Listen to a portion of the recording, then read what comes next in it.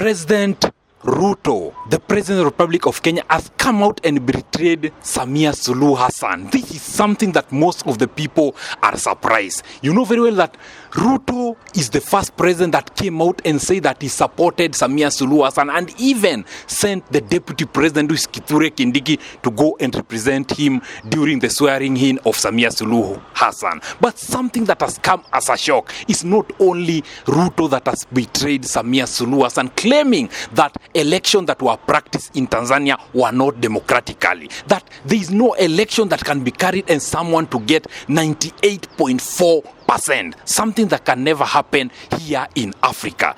Ruto, together with Cyril Ramaphosa, together with Paul Kagame. On our today episode, I'm going to unveil to you whatever these three heads of state have said about Samia Suluhu Hassan, who is the president of Tanzania and also the former president of Botswana, has came out and criticized the win of Samia Suluhu Hassan, claiming that that is something that could never have happened here in Africa. That election is supposed to be repeated once again so that Tanzanian can be given time to practice their democratically right. And he has said that those people that were arrested, claiming that these are people that wants to bring treason in Tanzania, there is nothing that is going to happen to them. That if Samia Suluhu Hassan tries to do something to those innocent people, something is going to happen to this president of Tanzania. On our today episode, I'm going to unveil to you whatever that the president of the Republic of Kenya, the president of South Africa, the president of Rwanda and the former president of Botswana, known as Ian Kahama, has said about Samia Suluhu Hassan. This episode is going to shock you. Hello guys, welcome to my YouTube channel. Thanks so much for the support. Thanks so much for the love.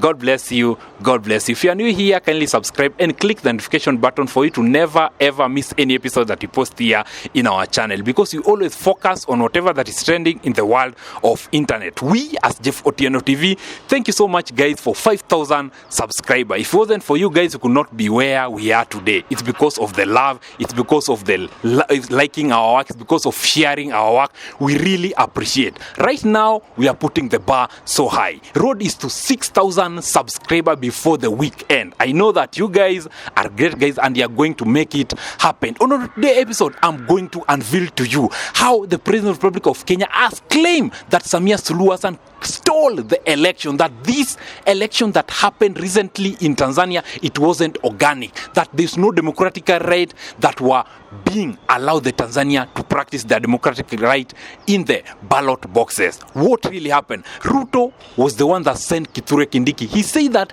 he did not want to attend that swearing in of Samia Suluhu Hassan because he was busy. Yet, he claimed that the election that were practiced in Tanzania, they were not democratically, and the Tanzanians weren't given right to practice this election. That's what he said. He said that Kenya is a democratically nation and everyone is allowed to say whatever that they want, not like Tanzania. What is really happening? Ruto came out in his Twitter account, congratulated Samia Suluhu Hassan. Right now, Ruto is criticizing the result of Samia Suluhu Hassan. What has really happened? It means that Ruto has come out and betrayed Samia Suluhu Hassan.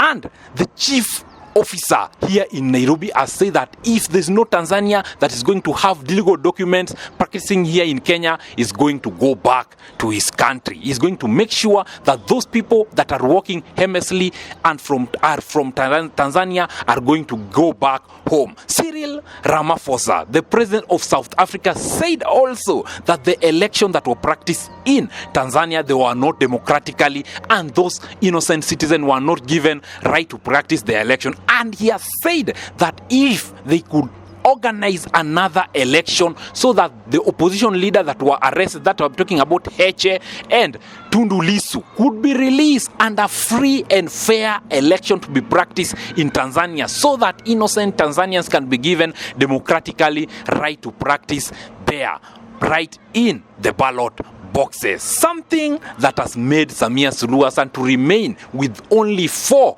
head of state here in Africa that are supporting him. That is the president of Burundi, known as Evariste Ndayishimiye. That's the president of Zanzibar, the president of Zambia, and also the president of Mozambique. The rest of the president 54 are, imagine, only 4 head of state here in Africa are the one that have recognized the presidency seat of Samia Suluhu Hassan. The rest 50 hasn't recognized Samia Suluhu Hassan as the official president of Tanzania. If the people, the innocent people of Tanzania doesn't love the win of Samia Suluhu Hassan, this is the time that the president of Tanzania should think twice. This is the time that he should come out and organize another election in this democratically right. It happened here in Kenya, the time of the enigma himself. May his soul rest in peace. Raila Amolo Odinga, he left his own seat and came out and vie once again, and he won. If Samia Suluhu Hassan could act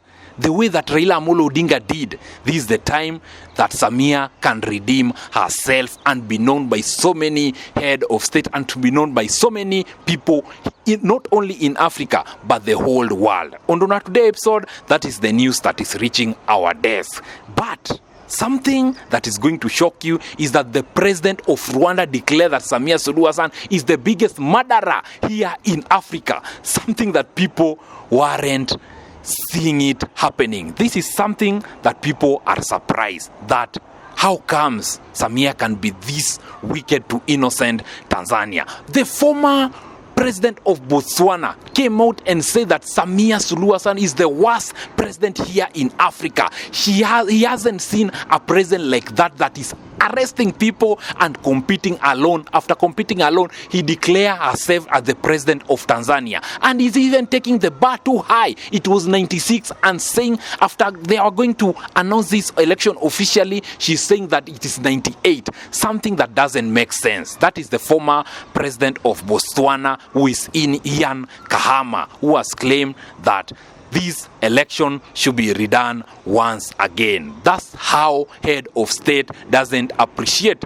the win of Samia Suluhu Hassan. And even those people that declare that she won genuinely are the people that are coming in and they are saying that election that was practiced in Tanzania, they weren't organic and they were not democratically right, given to innocent Tanzania to practice their right. That is the news that is reaching our desk concerning whatever that is currently happening in Tanzania. If you're new here, kindly subscribe, click the notification button for you to never ever miss any episode that we post here in our channel, because we always focus on whatever that is trending in the world of internet. We as Jeff Otieno TV, we are coming, and our main objective is to make sure that Africans are united, Africans are working together, and Africans are supporting one another. As we always say, we are Africans and Africa will remain to be our business. Kindly subscribe.